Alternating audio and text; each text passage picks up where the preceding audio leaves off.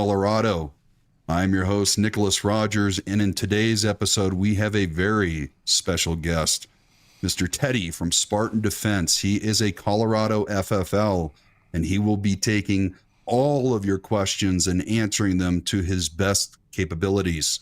So, everybody, let's jump right into today's episode. Additionally, we are going to be covering some testimonies that were sent to me for tomorrow's SB25 003 hearing.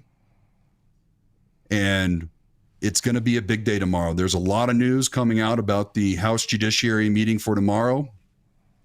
And we need to make sure that we are all prepared, as well as getting ready for the rally that starts at 9 a.m. Hey, Mike, can I get a 5x5 check that I'm coming through loud and clear and you can see me? I've got you on my end. Alrighty. Everybody. Teddy, howdy. Welcome to the Big Timber Lodge live stream. Thank you for coming on. I greatly appreciate it. And I know my viewers are greatly going to appreciate it. Thank you for having me. Yeah, man, I appreciate it. So let's just kind of start off with, who you are and your importance in this fight for our 2A rights here in Colorado, which is very, very important to us. So go ahead and take it away. Yeah, my name is Teddy Collins. I'm the owner of Spartan Defense Armory and Training here in Colorado Springs. I started out in this industry as a firearms instructor many, many years ago and a 2A advocate for concealed carry on campus. It's what got me started in this industry. I've been involved in the fight since day one here in Colorado for last several years. But this year, even more so, I felt a need to get involved to help bring some organizations together and bring people together in order to effectively fight this front to our Second Amendment rights that we're seeing with SB 25-003, as well as the other bills that they've filed and are most likely going to pass, unfortunately. So yeah, that's a little bit about me. I'm also the co-host of my own show, the Second Syndicate podcast, which we do 2A content and 2A chats and updates as well. But happy to be here with you. I mean, you've done a great service for your community at large and for your followers, and happy to have you in this fight with us. So thank you for having me on today. Man, I appreciate it. It's hard to believe that I've only been in this fight publicly for 2 months, but I think there's a lot of us here in Colorado that, with these types of bills like SB 25, 003, House Bill 251133, it finally pissed off enough Coloradans that we said enough's enough, and we're getting our ass up off the couch, and here we are. Yeah. So I know you've been in this fight for a long time as an FFL. Yes, sir. Yeah.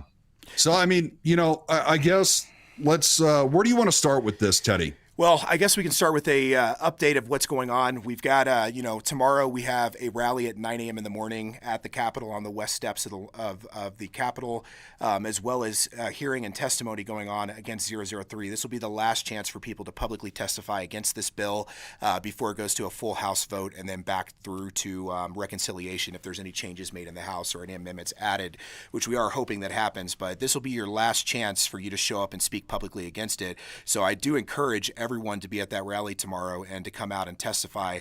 I know a lot of people have jobs. I know a lot of people have kids. I get it. I do as well. I'm going to take my time. I mean, I have a little bit more skin in this game in this fight as an FFL and as a person who has a business that will be affected by this. So I understand that point of view. But at the same time, bring your kids. Bring them up to the Capitol. It'll be a great day for them to see what peaceful protest is like. It'll be a great opportunity for them to see the beautiful Capitol building and the history of the Capitol, as well as how our legislative process works, so that they can learn. Those of you who have jobs, take a paid day off. Heck, aren't capable of making it, at least try to show up and Zoom testify online. Sign up to testify. I put out a video recently that actually shows the process to do this. It's on our Facebook page, The Second Syndicate.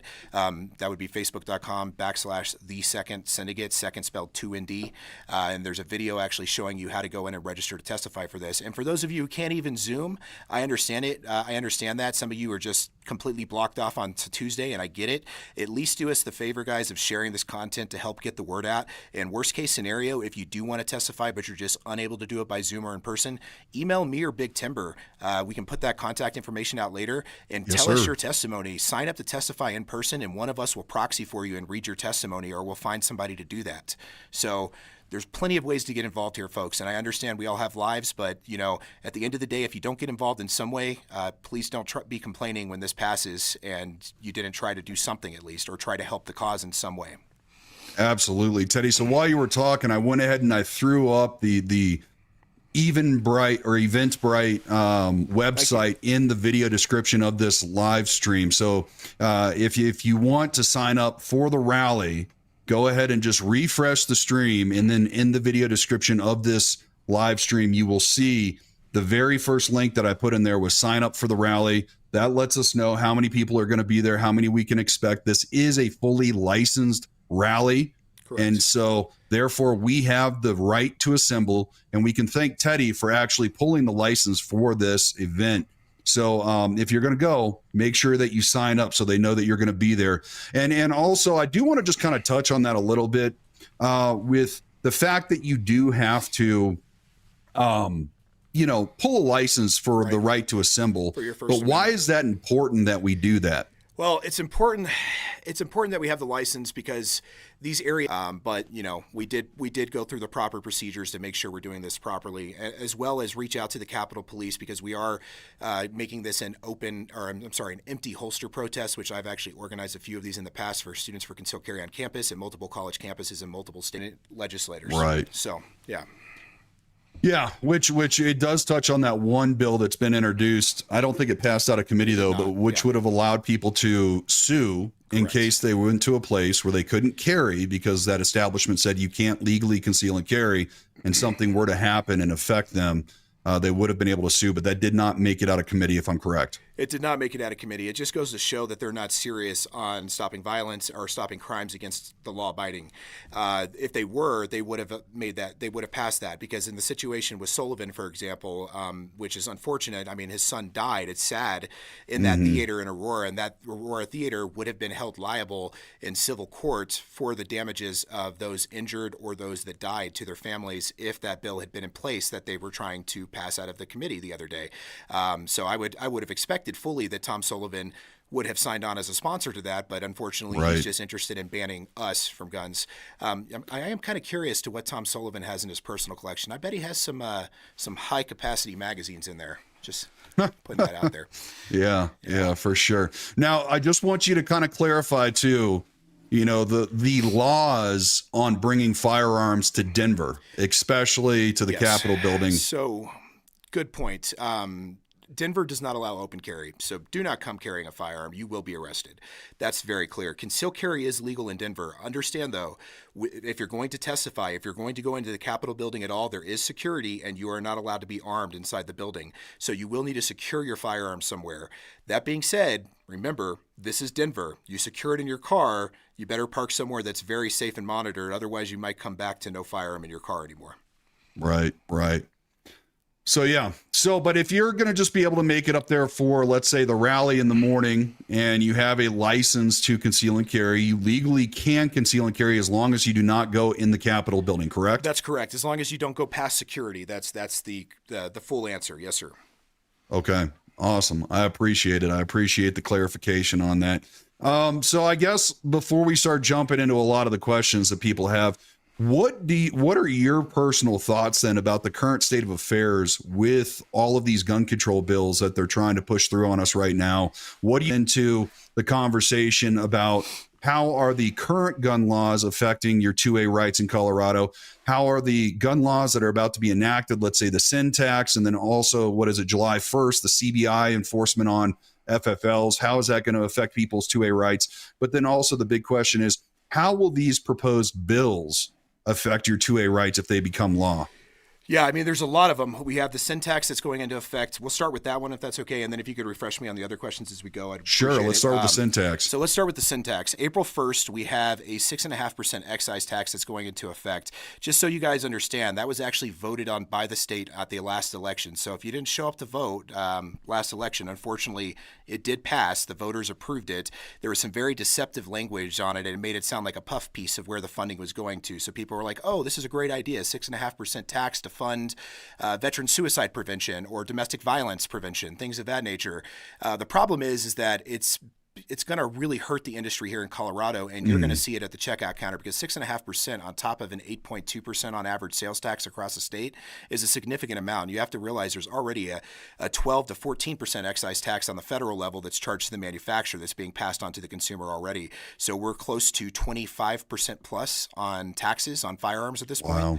Yeah, it's insane. That being said as well, there will be some lawsuits filed April 1st, which I'm happy to talk about. The CSSA has finally announced that they will be filing, it's Colorado Shooting Sports Association, will be filing a lawsuit against the excise tax. I will be a plaintiff on that, as will multiple other FFLs. And the National Rifle Association and FPC joined in. So it's great to see these 2A coalition coming together. You know, earlier you mentioned it's that these laws or these bills are really pissing people off and making people get involved in the fight that haven't been before. But what it's also doing, it's making us come together as a community. You know, we really, like, for example, tomorrow's rally is sponsored by RMGO, the NRA, CSSAA, CFFLA, the Second Syndicate, my own podcast, and multiple others. This is one of the first times that the 2A community has come together like this in order to fight something, and it's something that we've needed for a long time. So they are pushing us together, and it's great on that front. But it's horrible as far as the rest of the legislation they're trying to pass. If what were the other points you wanted me to touch on there, Nick?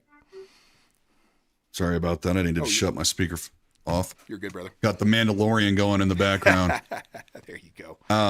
Both Star Wars. Yeah. So I got a question for you about the syntax, because I just recently found out, doing some investigative research, that Amazon won't ship holsters to the state of Colorado. And so my buddy lives in Illinois, and he can't get accessories or ammunition shipped to his house in Illinois. Is this something that, as Coloradans, that we're going to start experiencing here, trying to, purchase stuff online? You're doing a little late night shopping. You want to buy 1,000 rounds of, range ammo. Good point. Do you think with this syntax, we're going to start seeing a lot of suppliers saying, hey, we do not ship to Colorado now? 100%. And on the ammo point, we also have the ammo bill that's in the legislature right now, and we're going to see some amendments occur to that. So I'm curious to see what happens. But that essentially bans people buying ammo online in the state of Colorado and having it delivered here. As far as how it's written, it doesn't specifically state that, but that's effectively what it does. As far as other companies, from my understanding, if I remember correct on the excise tax, it's been about a year. It's been about 6 months since the last time I read it actually in detail, since it passed. It passed last election in November. But from my understanding on the excise tax, yes, you'll see that. And here, especially with bigger suppliers. And what I mean by that is your people like Palmetto State Armory, for example, Cheaper Than Dirt, people like that, because the law states if you collect a certain amount of revenue in the state of Colorado, I want to say it's 10,000, I could be 5. I need to refresh my memory on that. Okay. But I want to say it's 10,000. If you collect more than or do more than $10,000 of business in the state of Colorado, you will have to pay the excise tax to the state of Colorado, to the Department of Revenue. That being said, that this will only mainly affect the bigger online sellers. So yes, you're going to see that. You're going to see a big issue with not having to pay that excise tax online. And just to be clear, they put in the legislation and they put in the bill that the store could choose to pass it on to the public. I want everybody to understand something. There's no way that a store, even a huge person like Palmetto State Armory or a big company like Palmetto State Armory, cannot afford to absorb a 6.5% excise tax because margins on guns, they're low. A lot of people don't realize that. That's a dirty secret of this industry. Margins on guns, we're lucky to see single-digit profits after expenses and employee costs and everything else. Even before all those expenses, we're seeing very low two-digit profits. So, yeah. Howdy, Red. Thanks for stopping by, everybody that's in the chat. Right now, we got about 100 people watching the live stream, Teddy. Awesome. If you just tuned in, we have Teddy from Spartan Defense. He is an awesome guest, very, very well spoken. He does a lot of good things for the Colorado 2A community. He is the one that pulled the license for the rally tomorrow. I'll go ahead and put that up on my screen so you can see that. That's going to be the Protect the 2A rally. We have a link for this. If you would like to sign up, it's free to sign up to come to the rally. The link is in this video description. We just need expectations of who all's coming so that we can prepare appropriately. And I would say if you have lawn chairs, things like that, we have the space reserved all day. So we're going to turn this into a little bit of a party atmosphere while we're waiting to testify out there, because it gets a little stuffy and crowded inside the Capitol when there's this many people there. So we'll have a good time. Love it, dude. Absolutely. I love it. I love it. Yeah. We need a party too. Cause I mean, it can't all be doom and gloom, right? Like we still have our rights. We're still fighting for our rights. Our voices are being heard in Denver. I've been told by multiple insiders that the Democrats have never seen opposition to gun control bills like this in the history of like Colorado, and that we're being loud and proud more so than anything. Okay. So you covered the sin tax. The big one that I want to talk to you about is the CBI enforcement that's going to be starting July 1st. And as an FFL, what does that mean for your business and other FFLs in Colorado? But what does that mean as a consumer in Colorado? Absolutely. So starting July 1st, we will have to have a state-issued license on top of our federally issued license, which creates redundant requirements as well as redundant inspections from the state of Colorado. It's going to allow the state of Colorado, for example, to come in and audit our federal forms, which you would think would be the federal purview, but no, they do have access to do that under this new bill and under the new law going into effect on July 1st. Another issue you're going to see is I know there's a lot of FFLs out there that sell things like repair kits. We'll call them that. We'll say repair kits. Right, magazine repair kits. Yeah, magazine repair kits for, pre-ban magazines that you had before 2013 to repair them and make them functional. That being said, you will see those going away because, of course, that has been used as kind of a loophole. And starting July 1st, the FFLs will have to answer to CBI. And here's why you're going to see that going away. In fact, a lot of stores, and I know, Nick, you and I were talking about this earlier, have already started pulling these repair kits from their shelves. Yes, sir. The reason for that is under this new licensing scheme, CBI has the ability to revoke our license to operate in the state of Colorado.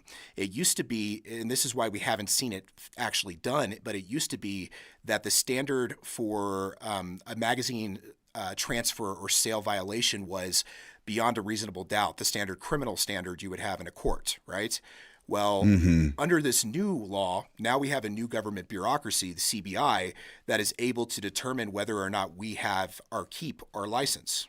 All right. Right. That being said, I don't go before a judge. For example, if I were to violate this, I go before some admin at CBI, and now it's only the preponderance of evidence, the same thing you would see in a civil suit. So starting July 1st, I think you're going to see repair kits disappear. And you're going to have you're going to see forced compliance.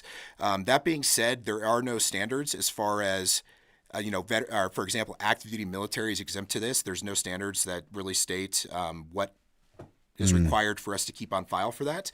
So, hey guys, you all just joined the military, I think. Maybe. Right. Yeah.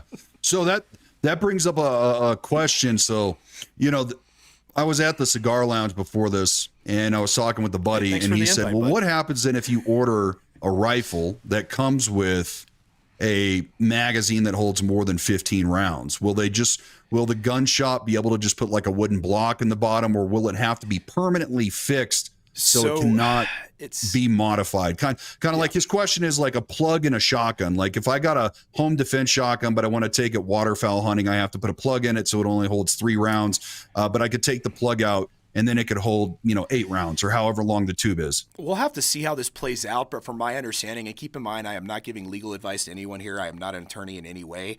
Right. But my understanding is the magazine has to be made to be permanently fixed that way, if that makes sense. So a block in the magazine, if it was epoxied, for example, should be okay. Now, again, can that be reversed? I'm sure it could be reversed. I'm sure somebody with enough knowledge, especially bad guys, which is their intent with these laws, right, is to keep bad guys from doing this, will definitely be able to do that. The law-abiding citizen, the people that obey the laws and don't want to be arrested and go to jail, most likely will not. So that's what we're dealing with in that situation. And it's just to clarify again, it's not clear whether a pin or a block is sufficient. There's nothing in the law that states that. So it's going to be an issue. Well, let me ask you this. This is a non-legal question for my viewers. Who's a good magazine company that's been out since, let's say, 2012, that's making the same sturdy, reliable magazines that would have been a part of the grandfather clause? Is there any companies out there that are good? Magpul. Magpul? Some of the older generation versions. I mean, you got to realize that it's going to take a prosecutor to prosecute these cases in individual terms, right? So it depends where you live as well. If you live in Boulder, Aurora, Denver, you're probably going to have a big issue. Because, they can go back and say, oh, this is a Generation 4 or Generation 3 mags. These came out in 2015, 2016, whatever the year was. So there's no way that this was owned before 2013. So that might become a problem. I think we're going to see more enforcement of the magazine law going forward. And it's sad to say it is, because it's an affront to our constitutional rights. There should be no limit on the Second Amendment in general, especially not their components. Okay. Interesting. Yes, sir. I mean, let me go to a different screen. I want to pull you up so we're equal size on my screen. So I need to see if I can. But so my question for you, right? If Tom Sullivan is so hell bent on saying that SB25003 is not a weapons ban, right? It's a detachable magazine ban to ban people from being able to have magazines that hold more than 15 rounds that are detachable. With this new enforcement going into effect July 1st, which is essentially going to be able to force FFLs not to be able to sell, magazine repair kits that you can repair your grandfathered in magazines with. Why do you think he's pushing SB 25003 then? Because as you mentioned, as an FFL, you are going to be required to, oblige with this new law that was passed last year and Correct. Going into effect in July 1st. So why SB 25003? Because Tom Sullivan is someone who is in grief and who has been affected by a huge tragedy, and he wants someone to blame. And to be honest, his intent has nothing to do with magazines. That's a talking point. It's a lie. Okay. His intent is to take your guns. He is a gun grabber. And it's unfortunate that that's the conclusion he's come to from the incident that occurred, because, again, in that theater, all it would have taken was one lawfully armed CHP holder in the state of Colorado who was banned by that theater company from carrying in that theater. That's all it would have taken. And out of the 100-something people, I think there was close to 100 people in that theater, or a little over.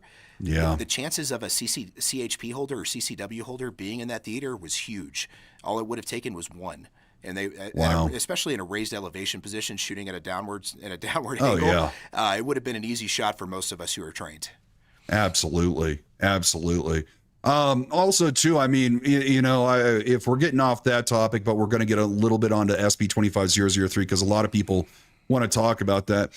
When it was first introduced into Colorado, it seemed like it was kind of proprietary to our state. It was unique to our state. Yeah. People were hailing it as the most egregious gun control effort we'd seen in the nation. But now, as of yesterday, I was made aware that, New Mexico has their own version, Minnesota has their own version, Oregon has their own version, Washington State, and now even California is getting a version as well. So it doesn't seem like this was organically thought up for the state of Colorado. This was a national level gun control effort coming from DC and lobbyist groups like Everytown for Gun Safety. And because of that, it does make me a little bit nervous to think about us being able to kill it in like the House Judiciary Committee or Polis not voting yes on this, because it is a national level, gun control movement. So what are your thoughts on that? You're 100% right. This was not written by Tom Sullivan. This was handed to Tom Sullivan. This is definitely written by either, the Giffords people, Brady campaign, Bloomberg, Soros, whoever you want to name. Maybe they were all involved in it. The point being is that these people are well funded and well organized, and this is an organized effort across the country and states where they have legislative control to push these laws and to make them the norm.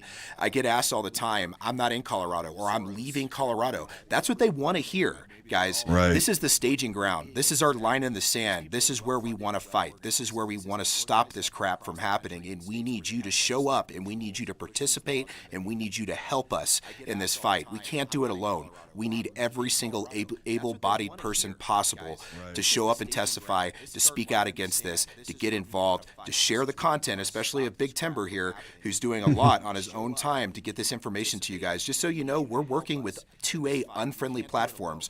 Sharing a link, doing a super chat, something of that nature for these people, it goes a long ways. It helps us keep this content going and dedicating our time to this. We're willing to do it regardless, but we need your help and support. Absolutely. Absolutely. We do need our support. Now, how effective then, let's kind of touch on some, war chest tools that we've been pushing to the audience, which is, hey, reach out to your politicians, send them emails, leave them phone voicemails. Additionally, sign up to testify, whether in person or virtually. But now also we've had people reaching out to CPW, Colorado Parks and Wildlife, because the amendment clearly states that CPW is going to be in charge of the registration. And with the new video that Ian Escalante was in just about 2 hours ago that was posted on YouTube, he was talking about the fact that they're stripping. Be at the store in like 2 hours. We're doing that RMGO event. Sorry, go ahead though. Yeah. No, well, I'll be there for that as well. That'll be a separate live stream. But he was talking about the fact he just talked with Representative Ryan Armagoss, and they're going to be introducing a new amendment that will strip the sheriff's ability to decide whether or not a person should be able to have their COID card, and actually put that burden onto CPW as well. So now CPW is going to be in charge of the registration, but also have the ability to decide whether you can get your COID card. And then not only that, a part of the new amendment will allow them to revoke it in the future if they decide. So I've had viewers reaching out to CPW, and I've gotten a lot of responses from folks that have sent them emails, and they're getting responses from the CPW officials saying, we're not aware of CPW being involved with SB 25003. Correct. CPW hasn't really been spoken to or informed about all this. They're being given the burden to make all this enforcement occur at the end of the day going forward. But you're right. They're taking it out of the sheriff's hands. So your elected sheriff will no longer be the person who decides whether you get your license for your constitutional right, something that shouldn't be licensed in the first place. It'll now be CPW and a bureaucracy of government appointees who are appointed by the governor. I think you sent me something earlier that there were 3 new appointees to the board or to CPW today, and I'm sure that they're very pro-gun people.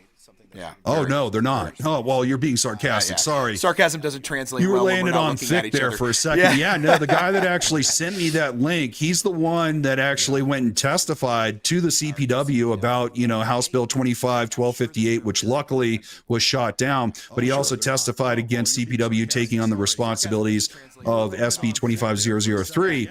And he said that he's looked into all of the organizations of the 3 new CPW commissioners that Polis has just appointed, and they are all part of anti-gun, anti-hunting organizations. And they're going to be replacing, he sent me I don't want to mention who the 2 representatives are that they're replacing, but he said that literally Polis seems pissed that 1258 did not pass, and also is stacking CPW now with commissioners that will be anti-gun and anti-hunting. Correct. He doesn't like the dissent in CPW because, from my understanding, internally, numerous amounts of those boards members did not want this to occur privately. They can't say that publicly. So what's happening is they're getting removed, and the board's being stacked by loyalists, people who are anti-gun. So we're going to see anti-gun people in charge of our right to purchase and possess semi-automatic magazine-fed firearms. Jeez, it's crazy. Yeah. And also this law is written in a way where they could deny your COID card. I like that. I like what you're calling that. That's good. Instead of FOID, I get it. So they could just, there's a number of exceptions in this bill. I'll have to look through the exact text to give it to you guys, and I'm more than happy to do that later. I don't have it in front of me right now, but there's language in there that basically allows them to deny you based upon intuition. Let's put it that way. Right. So now we're going from a shall issue state to a may issue state. Right. Hey, chat, let's get a warm round of applause for Chris and Sabo for joining the Big Timber Lodge. Thank you, too, for joining and subscribing to the channel. Welcome to the Freedom Fighter platform. We're all Wolverines. Wolverines! So absolutely, we are trying to do as much as we can. Now, let me ask you this, because it seems like a lot of the gun control bills that they have proposed this year are egregious attacks on our constitutional rights at a federal level, but also on our Colorado constitutional level. And it seems almost like it's, what's that word? Retribution for the way that the 2024 elections went. And not just at a national level, but Colorado actually did get a slight tinge of red more. It did. And it almost seems like these politicians are really trying to jam down our throat these bills to become laws before we start to see elections change our political platform? I think it's a mix of two things. I think we're seeing these left anti-gun politicians doubling down. But I think it's going to backfire on them in that sense. But I also think they're doing this because they know that the trend of Colorado is starting to go back towards the middle, back towards centrist versus being far left. And that's what we saw in this last election when they lost their supermajority in the House. And the Republicans picked up seats for the first time since, I think, 2013 in the House. That's what we're seeing, is we're seeing that yo-yo effect that we see with politics in the country. I think that they know that this upcoming election as well, that they have a tough, even senator map to be able to retain the large majority they have in the Senate. I'm not saying that they're going to lose the majority, but I think they know they're going to lose seats, and it's going to be a lot harder for them to pass bills because they're not going to be able to stack these committees to get these bills through committees in the way they have in the past, where they have a 2 or 3 seat majority. So I see it a little bit of both ways on that. Well, it's like, I know one of my viewers has reached out to the NRA, and the NRA actually has lawyers on standby to put an injunction in place, as well as other 2A organizations here in Colorado, if SB 25003 passes. The problem we've also seen. Oh, sorry. Go ahead. There was a little delay there, Nick. I was going to say the problem with that is that these lawsuits are going to take years, and it may not be an injunction off the bat. We do have to take the majority of these cases through the state court system first, which is extremely unfriendly to the 2A community here in the state of Colorado, before we can get to the federal level, where we might actually have some people that could support us and some judges that would rule in our favor. So it might take quite a while. So I'm hoping for injunctions right off the bat, and I'm glad to see that the NRA is actually spending some money in Colorado now. This is a big shout out to them. They sent some money for the rally tomorrow, which is good to see them do, because we haven't seen that from a lot of the national organizations. So it's nice to see them finally getting back in. And I'm going to be renewing I'm an NRA instructor. I have been since 2010, actually 2009. But I'll actually, which is separate from the lobbying side of things with them, just so everybody understands. But I'll be renewing my membership with the NRA for the first time in 10 years, just because they are actually starting to fight here in Colorado some more. Yeah, I used to be a big NRA supporter until that whole scandal happened with Wayne LaPierre, and we found out that he was embezzling our funds instead of using them to actually pay attorneys to help us fight our fight. But hey, everybody can turn a new leaf, right? The past is the past. Everybody's got a little, rust to polish off. But that kind of leads me into another topic that I want to discuss with you too. How can our viewers get involved with the fight, whether it's through supporting organizations like Rocky Mountain Gun Owners, the NRA, or even the 2A Syndicate, We the Second, Rally for Our Rights? How can people get involved from your viewpoint as an FFL? Well, of course, money's great for these organizations to be able to fight. Just make sure you're investing in the organization you believe is actually going to fight for you and will spend that money in the proper way. Here soon, I haven't announced this because, the Second Syndicate is fairly new here. We will be starting a political action committee or a PAC in order to target 2A efforts strictly here in the state of Colorado. That's in the works right now. But regardless of that, support RMGO. They've been doing great in this fight.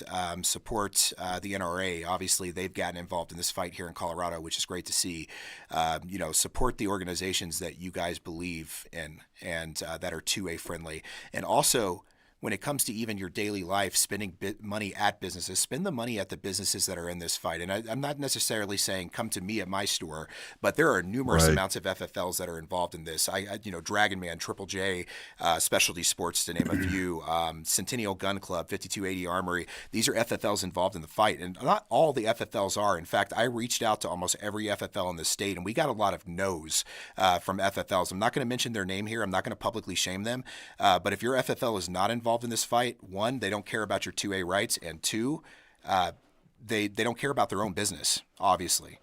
So why are you giving them their money? I will say as well, when it comes to the big box stores, it would be nice to get more support from them in this fight. I would like to see people like Shields testifying, like Bass Pro testifying at the Capitol. They haven't been there once.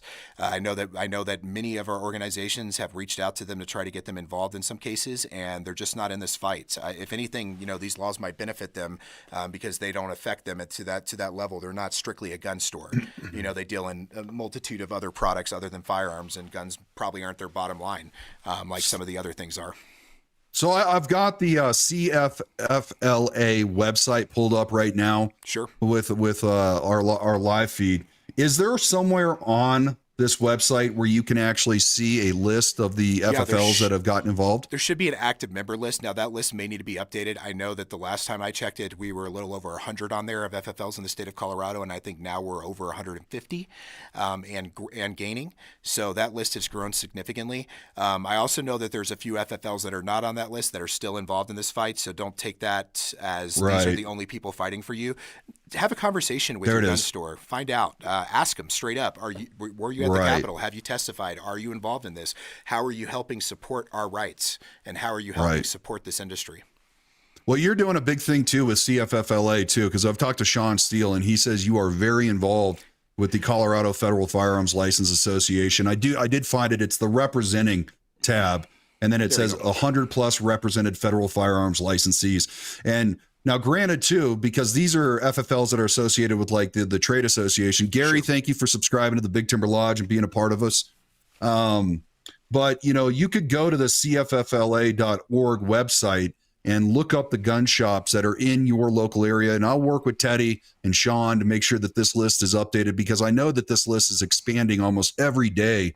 And you want to make sure that you're actually supporting FFLs that want to be in the fight, right? Yeah, I will say, you asked if you wanted to donate to an organization. That's an organization that'll pay dividends in the future, guys. That's an industry organization. It's a trade association of federal firearms licensees that are against gun control, that are against these regulations because they're affecting their businesses on the business side. So if you do want to donate in some way, the CFFLA would definitely be a good organization. In full disclosure, I am the vice president of that organization, not the president. But that being said, we do have a Give, Send, Go set up for the CFFLA. So donations are definitely accepted. And as of right now, we are a completely pro bono organization. All of our members are involved pro bono. So if your FFL is not a member, ask them why they're not a member, because it's free to join at this point in time. It's free to get that information that we're putting out. We're providing a lot of resources to FFLs and making sure that we are communicating as an industry to be able to more effectively fight gun control bills. I mean, we were just formed late last year for this, guys. So this is our first legislative session as an organization, and we've been slaying it. We've been killing it. We've been meeting with the opposition. We've been meeting with our proponents, and it's been great. We've been actually receiving some traction and getting people to flip votes that are normally gun control people. We're not compromising in any way. We're not a compromise organization. I want to be clear. We are 100% pro Second Amendment in a non-compromise position. Right. I want to give some quick shout outs to Waylon for joining chat. Hey, Waylon, I haven't seen you in a while. Also, the Shady Zone, they went to Spartan yesterday, so thank you for that. Right now on my screen, I've got my live stream up because I wanted to point out how easy we make it here at the Big Timber Lodge for viewers to get involved with this fight to protect our 2A rights. All you have to do, folks, is go to the video description, expand the more, and then right here we have sign up for the rally. We have a link there. We have the Colorado 2A Network YouTube channel. That's my other channel. We have notice to Colorado politicians, list of House and Senate bills. We have sign up to testify. If you would like to sign up to testify for tomorrow, you can still sign up to testify, whether it's in person or virtually. We also have a link to the Rocky Mountain Heist. We have the CFFLA website. It's all here. We the Second, Rocky Mountain Gun Owners, Rally for Our Rights, Colorado. And also one of the things that I wanted to touch on, because in today's episode, we will be reviewing testimony. So if this is your first time testifying tomorrow and you want us to review your testimony, just go to the bottom and I have my email right here, bigtimbersociety@gmail.com. Copy and paste that into your email and send me your written testimony, and we will review it here in probably about an hour or so, just to make sure that it's solid and that it's going to make that 2-minute mark, because that's a big thing. A lot of people write these really nice, elaborate testimonies, but they go over the 2-minute mark, maybe by about 15 or 20 seconds. And once they start buzzing at you, you become very flustered.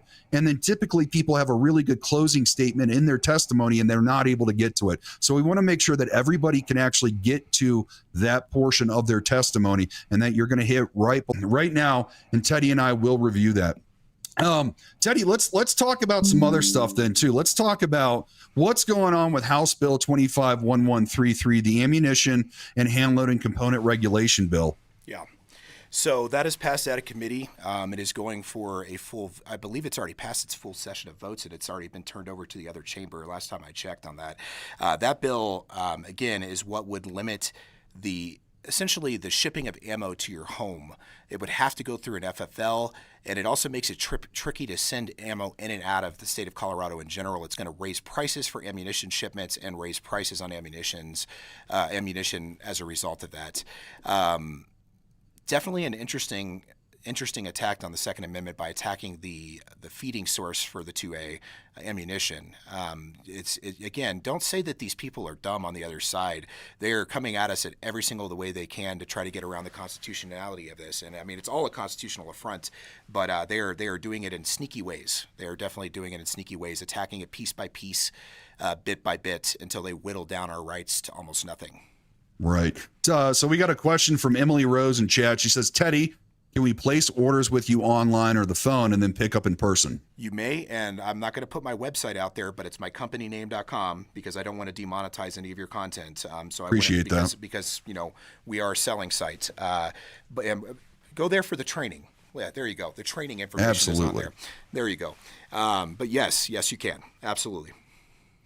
And also I want to touch on House Bill 251133 because they have yet to amend it where they have a portion in that bill that says you cannot ship ammunition into the state of Colorado if it has identifiers that there's ammo on the packaging, right? And I was just at your shop.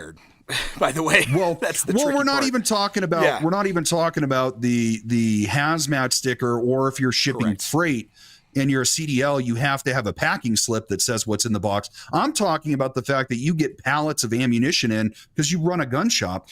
In those pallets, the boxes of ammo say federal. Yes. Hornady. Yes. What's going to happen with that if that doesn't get amended out as a concession? What's going to happen? You're going to see one of two things. One, ammunition manufacturers and resellers not want to bother with it. Or two, you're going to see increased costs because they have to buy different packaging specifically for the state of Colorado in order to send ammunition here. So you probably see both of those, in all honesty. A Supreme Love, what are you talking about? He says, when does it say you can't send ammo to your house? So in the bill, it specifically states that ammo would have to be signed for by someone over the age of 21 or go through an FFL. Essentially, the way the law is written is it will force it to be transferred through a federal firearms license dealer. Oh, get out. Yeah. So essentially, and I'm going to tell you right now, as someone who talks to numerous other FFLs in this fight, we're not going to deal with the hassle of it, guys. It doesn't make sense for us to start taking ammo transfers. They're not a serialized item. It's not a service that we're going to want to offer. Right. It's gonna. I mean, I guess there's two sides of this coin. The side of me that's pro 2A, this is a affront to the Second Amendment. The side of me that's a business owner, this may actually be a good thing for businesses in the state of Colorado. But I just want to be clear, I'm completely against it. Absolutely. Yeah, 100%. Well, I mean, we already have a couple of states in the union that require background checks for ammunition purchase. We do, and I know that there's some injunctions against some of those. I know California had an injunction. I just don't know what the status is. I don't keep up with the California side of things that much because I like to believe that they're crazier than Colorado, but with the new laws that they're trying to pass in Colorado, it seems like we may surpass them very quickly here. So are there any other bills that people need to be keeping an eye on, whether they're pro 2A or anti 2A, that we're not really hearing much discussion about because 003 and 1133 are taking the spotlight?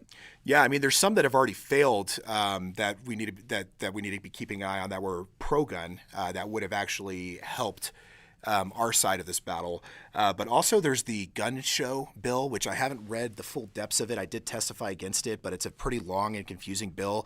It's essentially going to limit gun shows. The end result, it doesn't specifically say this in this bill, but I have a feeling that we're going to have far less gun shows in the state of Colorado, or they're going to be a lot more expensive and a lot more regulated because of how this bill is written. It also, one of the points in the bill is that in order to sell really anything at a gun show, you would have to have been an FFL.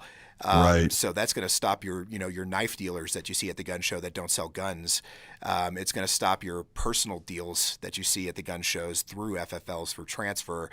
There's a number of things that it would cause problems with. So that's one of them for sure. I'm trying to think. God, there's so much that we're trying to keep track of right now. So bear with me, guys. I apologize. Right. What about the bill?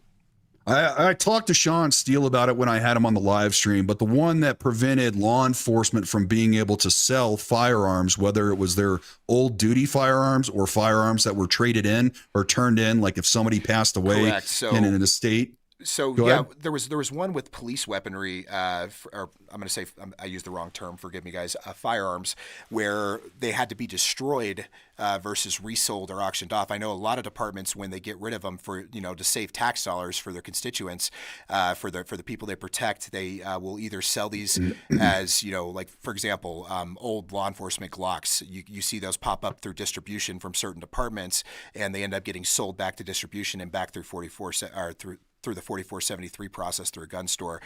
So that law would prohibit this from happening and require those departments to destroy those firearms versus trying to get some funds back out of them. Of course, it's the government here in Colorado is not good at budgeting, so they just want to spend the bank. I mean, we're close to $2 billion in debt and deficit here in the state of Colorado. Right. Crazy. It's crazy. And hell, It is departments crazy. already overpay for everything too. Especially in a state where we're having crime spike right now, and they're trying to make it more difficult for law enforcement to be able to get new firearms. Yeah. By saying you can't sell your old firearms, because when I had Sean Steele on, he said the logic behind that, because of course it was Sullivan and Gonzalez that introduced 158. That's the number for it. That they came up with some sort of study that said that used police firearms are the most used firearms in crimes, which I don't know how the hell they came up with that statistic, or where. How would you even do that as a criminal? If you're like, hey, I want to go commit a crime, let me go to a pawn store or a gun shop and purchase a used firearm, and you would know that it belonged to a police officer. I don't understand that. So it depends on the department. I mean, some of the departments actually engrave on the firearm the department the firearm was from. But yeah, it's difficult. It's difficult to tell that if it's not engraved or anything other than that, unless they have the original box that has the blue label on it or something of that nature. All right, let me ask you this, because I always ask. I've been asking a lot of my guests this questions. When will we start to see the sheriff's departments get together and start to threaten, the politicians with arrest? So I don't know if we're going to see that, except for I don't know if we're going to see that from sheriffs or sheriff departments. I will say there's a lot of sheriffs that publicly, including my sheriff here in El Paso County, that have publicly come out against this bill. But the position of the Sheriff's Association, they have now taken a neutral stance on this bill because they're essentially taking it out of the sheriff's department hands and putting it into CPW's hands. So they're taking a neutral position as far as no contest, essentially, on the Sheriff's Association position. That being said, look into who your local sheriff is, and guys, voting matters. I had on the Second Syndicate podcast the other night, we had Representative Kelty. She won her district by 3 votes. She took a Democrat seat who was anti-gun by 3 votes. Your vote matters. And here's the biggest thing in Colorado, too. We have so many military personnel that are conservative and that are pro-gun. If they would just register to vote in this state and vote, I guarantee you we would not have a left legislator. We would not have an anti-gun legislator or an anti-gun governor. And a lot of people don't understand in the military that they can do that. They don't have to be permanently stationed here even. They can Georgia or Texas. Your vote goes a hell of a lot further here in Colorado than it does there. We could use you. Sign up, register to vote here in the state of Colorado, and vote pro-gun. Absolutely.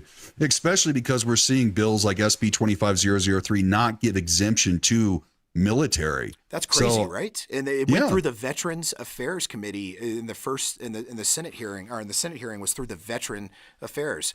It's insane. And every single veteran that showed up to testify, minus one guy who was, former Air Force, who was anti-gun, they all voted, or they all testified in opposition to this bill. They didn't listen to the people that they're supposed to be representing in this committee. That's the committee Tom Sullivan sits on too, by the way. It's crazy. It's crazy. Well, he's supposedly a veteran, and he claims that he could have been drafted and yada, yada, yada. But one of my viewers did research into that, and he technically wasn't in the military when the draft was active. So he's, lying. I'm sure he once pushed again. paperwork somewhere along the way. I don't think that man's ever seen a day of combat in his life. Now, I'm not a veteran, so I don't want to talk bad about any veteran. But at the same time, I bet he is embellishing his story. Right. Absolutely. So, all right, let's talk a little bit about the rally then and what you got going on, with this rally for tomorrow. I want people to get excited, what they can expect to see there.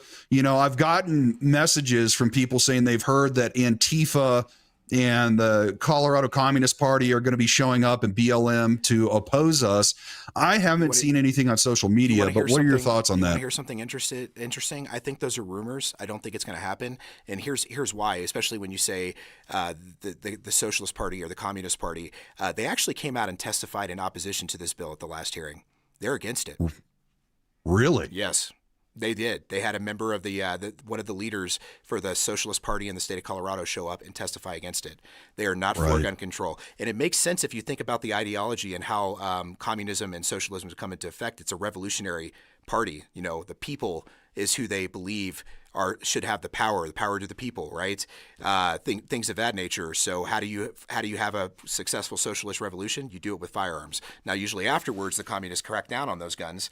When socialism turns into communism, but as of now, the Socialist Party for the state of Colorado is against it. I don't think we're going to have a problem with that. We have reached out to the Capitol Police. They will be protecting us. They will be there. And they can't take sides officially, but I'll tell you, they've been very friendly to our cause. Well, that's actually good to hear because it's one of the interesting things. I talked about it with Leslie Hollywood when I had her on. Sure. I've talked about it with other guests where you hear a lot of opposition from the far left progressives and socialists to the new administration in D.C., calling President Trump, a tyrant, a dictator, the new Nazi, Hitler. You hear all of these things. And we've even seen polls. One of my viewers shared with me a poll from about 3 weeks ago, which was an unbiased poll done with over 600 Coloradans that spread the spectrum from far right to far left with a very balance. And the majority of Coloradans, including the far left, don't want to see new gun control measures brought on. Yeah. But we have politicians pushing this on us as if Coloradans actually want it. But it doesn't make sense to me because we're seeing more liberals buy firearms lately because they're afraid of the new administration. So why would Colorado, that is progressively left, according to our politics, want to push more gun control onto their people that's going to restrict them from being able to defend themselves from the so-called tyrannical government? Well, we have two forms of left, right? We have progressives and we have classical liberals, right? Classical liberals generally are more for the Bill of Rights. They generally tend to be more pro-gun. But you have this progressive agenda, which I would say is more of a authoritarian agenda to limit people's right to free speech, to limit their right to the Second Amendment. Colorado tends to be more moderate. We tend to be more socially liberal, fiscally conservative, and constitutionalist at our core. So I really do think it is a knee-jerk reaction to the election that we saw this last year, to the fact that they're losing seats, and to this upcoming election where they know that they may lose power. So they're trying to affect this now. They're trying to take away our right to defend ourselves, and not just our right to defend ourselves, but our right to hold them accountable. Because my personal belief with the Second Amendment is the Second Amendment protects the entire Bill of Rights. It's the enforcement mechanism for the Bill of Rights. And at the end of the day, it's also the part of the checks and balances system that our founding fathers put in place for us to be able to keep our government accountable. A government a populace should not be afraid of its government. A government should be afraid of its people. And I believe the founding fathers knew that. Amen to that one. Say that one louder for the liberals in the back. I do want to say thank you to the Utah Dad for subscribing to the Big Timber Lodge. Thanks, I appreciate you for joining our cause. Even if you are in Colorado, you can still reach out to our state legislators and complain to them, especially Colorado Parks and Wildlife. If you are a hunter, a lot of people in Utah are hunters, and you might want to hunt in the state of Colorado. SB25003 going to our Colorado Parks and Wildlife is going to greatly reduce the funds that our CPW has to maintain the hunting lands on public property for hunters here in the future. So make sure you reach out to them. So thank you, everybody, for that is reaching out to CPW, that is reaching out to our politicians. Let me ask you this, because people have, Polis has publicly said that he has public aspiration or aspiration to publicly go as the next president, or in the future, potentially become the president of the United States. He's also promised to Colorado that he would not pass a gun or a gun ban. He's outright said that. Assault weapons ban is what he stated last legislative session. They're trying to play this off as a semi-automatic ban, which is far worse, by the way, than an AWB, because an AWB usually limits specific firearms manufacturers and features, whereas this limits an entire classification of firearms, which make up about 90% plus of the market. Oh, wow. Wow. So, I mean, isn't it kind of political suicide for that man then to go ahead and do a weapons ban? Because SB 25003 is a weapons ban. It is an assault weapons ban. Yeah. There's no way of getting around that, right? Especially because they don't have the registration process set up by CPW. How long will it take for people to actually be able to go and get their COID cards?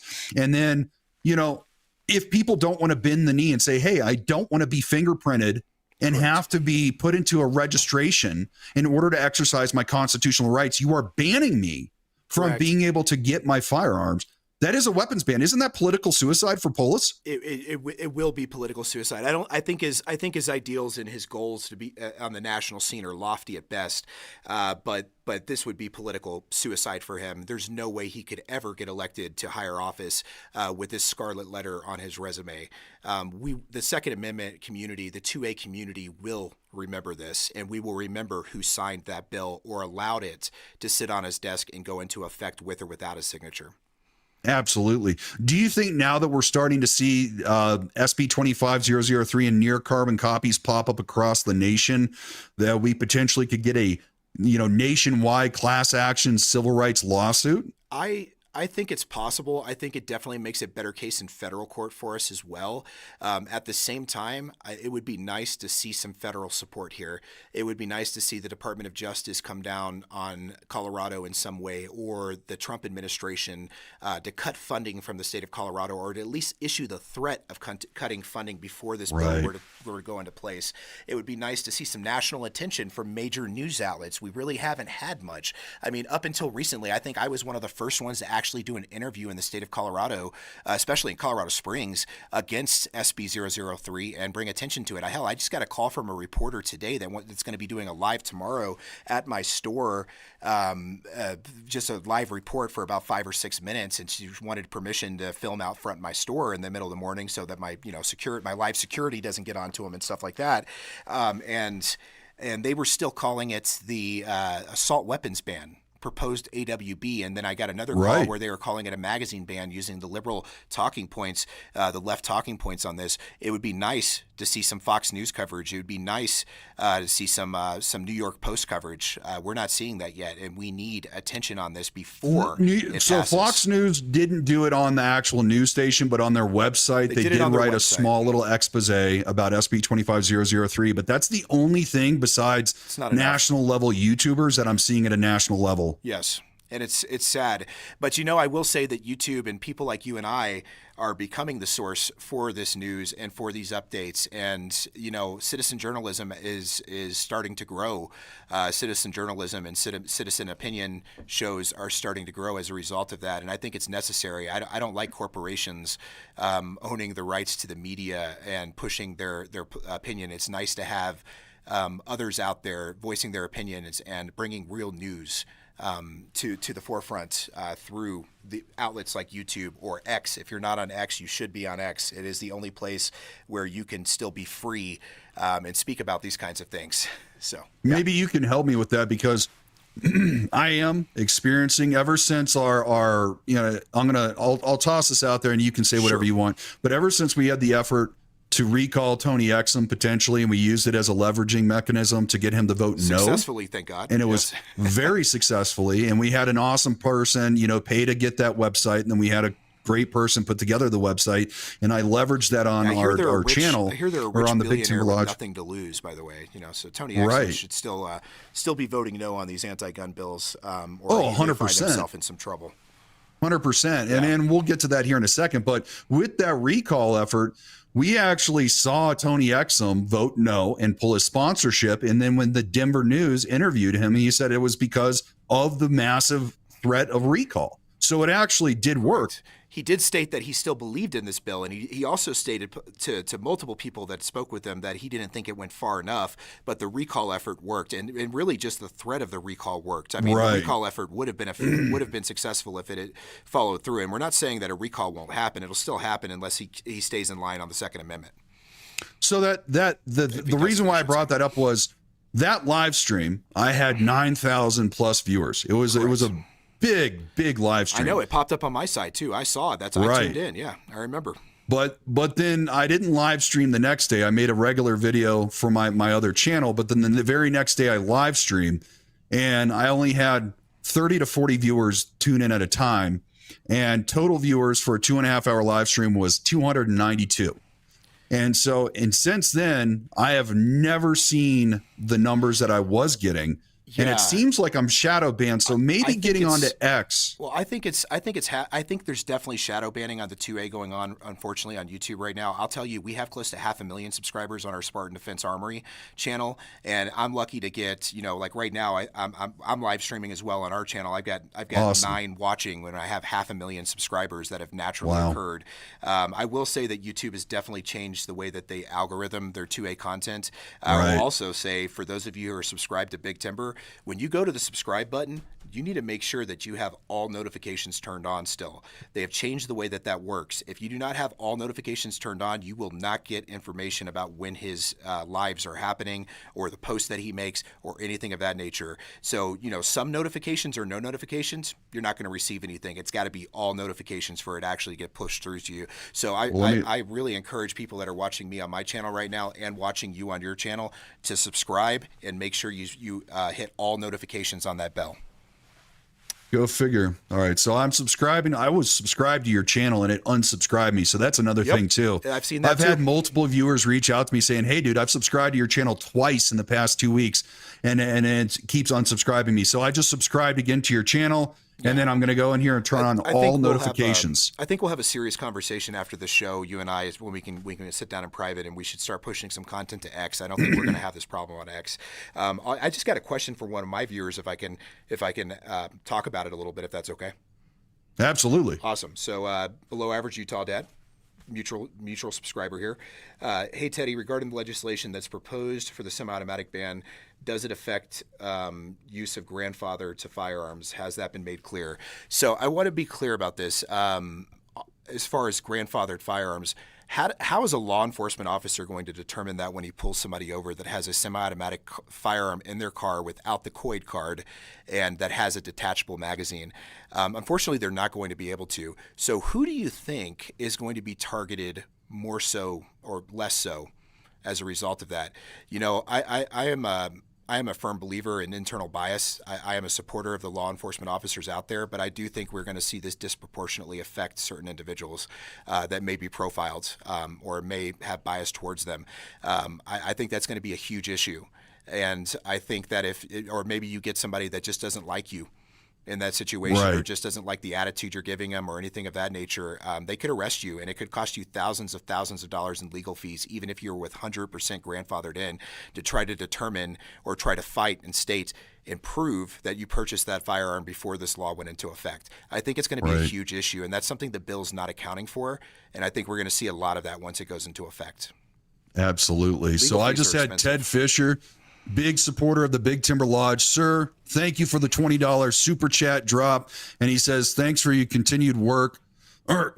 Thank you for your continued tenacity and hard work. These Marxist Colorado legislators are absolutely atrocious. Sure hope we can send them packing and at the very least get the Republican seat numbered up to stop them. Absolutely, Ted. And that brings up a talking point that I wanted to have with you. Do you think if we could see at a federal level, if the executive branch, if Donald Trump does an executive order saying, hey, for any sort of state and federal elections, no more mail-in ballots, you have to show up and prove that you are a resident and have your identification, and we were able to get rid of a lot of the Dominion voting machines, do you think that we would see the political landscape of Colorado change almost overnight? Or is that kind of a pipe dream that I'm just thinking that the left is rigging the system. Without publicly getting into the menu situation, because I don't want to get sued like they tend to do to everybody, I will say that I do think we'll see a change. I think that there is mass fraud in the state of Colorado. I can tell you personally, when it comes to the mail-in voting that we have in the state of Colorado, I know during a primary and during the previous election, not this election, because I made damn sure my vote counted this election, that my vote was not counted. So I write like a doctor. My signature is very difficult to read and understand. I got a notice after the deadline from not this election, but the previous election, stating that I needed to verify my signature with them. And they essentially threw out my vote because I got it after the deadline. I know that happened to numerous amount of other people. You don't have that problem when you show up in person and you verify your identity with an ID. I mean, you have to use an ID for everything else. You have to use a social security number for every single document that you need to do to work in the United States, to do anything, to get credits. You have to use your social security number. The argument against voter ID, and it comes off really racist to me, is that they think it's a barrier for people in lower income communities. Come on, people. I mean, IDs for the majority of states out there, not driver's license, but IDs are issued for free. It's very simple to go get one. We should be protecting our voter roll. We should be making sure that there's no fraud in our elections. Fraud is very difficult to prove in a court of law after the fact. We need to put safeguards in place to protect from fraud in the initial vote. Absolutely. And it's one of those things, like I have a personal story from 2020 where my wife, because it was all mail-in ballots during the 2020 election, my wife never got a mail-in ballot, but she received an email saying your mail-in ballot was sent. Yes. She waited for it. And then she got an email saying, hey, your mail-in ballot was received. Yes. And she goes, what the fuck do I do? So I said, go to a ballot location and let them know that you did not vote. So she went to the ballot location. Oh, wow. So she did not send one in, and it stated that it was received. So somebody else voted for and so her. she asked them, she straight up asked them, hey, I did not receive a mail-in ballot, but I received an email saying that it was received and my vote was counted. Yeah. And they said, let us look it up in the system. They said, well, does this address mean anything to you? She said, yeah, that's like my old address in Denver from 10 years ago. I haven't lived there in like 9 years. Someone else harvested and turned in her ballot. I have no doubt that is going on. I mean, they did catch some of that this election. They did actually catch some. Yeah. Right. So she said, well, what do I do? That wasn't my vote. And they said, well, we're able to cancel that vote out and you can vote in person. So my thing is with that, though, and my concern about that because of the mail-in ballots is if my wife, let's say, wasn't actually interested in politics and who was running for the presidency in 2020 and didn't actually look at that email, and all of a sudden somebody got her ballot and voted, they were able to vote with her name. Yeah. Yeah, that's the problem with this no verification system. And obviously they're fighting so hard against any form of verification for ballots. What is their intent? Why are they fighting so hard against it? I think they know how the sausage is made, as I like to use that term, and they want to keep it that way because it benefits them. Absolutely. So Andrew just dropped a $9.99 super chat. Let's get a round of applause for Andrew in the super chat. He said, hey, Big Timber Lodge, unfortunately I have to work tomorrow, so I won't be there in the morning. How late will y'all be out there? I would love to come and support after work. So Teddy, man. It's gonna be all damn day, dude. It's probably gonna go to midnight on that hearing. It might go past midnight. I will be there the entire day. We're again out on the lawn. We have the place till 11 p.m. at night. We're gonna make it a party-like atmosphere of like-minded people who can get together and have fun. Hell, I don't know if it's allowed. I'll verify. But you got a little portable barbecue grill. Bring it on out. We'll grill some hot dogs. We'll grill some burgers. We'll figure it out. Absolutely. I think that would be a lot of fun. And Andrew, to answer your question, I will be out there in the morning. Unfortunately, I have a meeting back in Colorado Springs at 1 o'clock, so I'm going to have to peel off around 11 to ensure that I'm back here in time for that meeting. But I will definitely be there from about 8:30 in the morning to 11 o'clock. So if I don't get to see you there, we are going to be having a victory Big Timber Lodge barbecue after we defeat SB25 003 and these other gun control measures. And it's going to be a statewide barbecue, and everybody that's in chat is invited. Everybody that you know is invited. Now, speaking of getting people invited, I want to talk to you about this. This is a point that I asked Leslie, and I asked Kellen as well when he came on. if you're talking to people, because one of the biggest things that we can do is get more of the Colorado community involved in opposition to bills like SB25003. But let's say you're talking to somebody that's not really pro-gun, but they're not anti-gun, or they just really don't care. How can you persuade somebody to get involved? That's a good question. It depends on the person, right? I mean, it's going to be variable depending on the person's position and their life. I mean, at the end of the day, let's say it's someone that's more on the left. Well, do you want police being the only ones in the state with guns and criminals? Do you believe? I mean, most of these people don't support the police in the first place. Do you want them being the ones that you're relying your life on in your everyday life, or do you want the ability to defend yourself and defend your own family? Do you want? I mean, you shouldn't have to rely on somebody to defend yourself. So that would be a way as far as the left talking points are concerned. Hell, you could even go as far to say, and I want to be clear, this is not my personal belief. Look at this fascist Trump. He's going to come in and he's going to start taking all these people. We need to be able to defend ourselves. I'm not saying that I agree with that, but that's an argument that one of my good friends, who I'm sure is watching, constantly makes, and that you mutually know. It's kind of an interesting point. On the right side of things, on the more conservative side of things, I guess I would say, it's an affront to the Constitution. Slippery slope arguments are technically a fallacy when it comes to debate, but at the same time, it really is factual. That's what we're seeing. We're seeing them chip away piece by piece by piece. If they can take away and limit the Second Amendment to this in this situation, we're already seeing it with the First Amendment. We're already seeing it with other rights that we have in this country. How long is it before we're back under the rule of Britain? How they used to rule us back before 1776? Right. Yeah. All right, folks, just a really quick one more shout out for my live stream. One of the big purposes of this live stream is to be able to review your testimonies. I've only gotten a couple of testimonies sent to my email, but if you go to the video description and click more at the bottom, I have the email right there. You can just copy and paste it. It's bigtimbersociety@gmail.com. Send us your written testimonies, and we will be reviewing those here in about 20 minutes to make sure that they are written well and they won't get you in trouble, and you will be able to get your point across. Because Teddy, also that brings up another question too. Absolutely.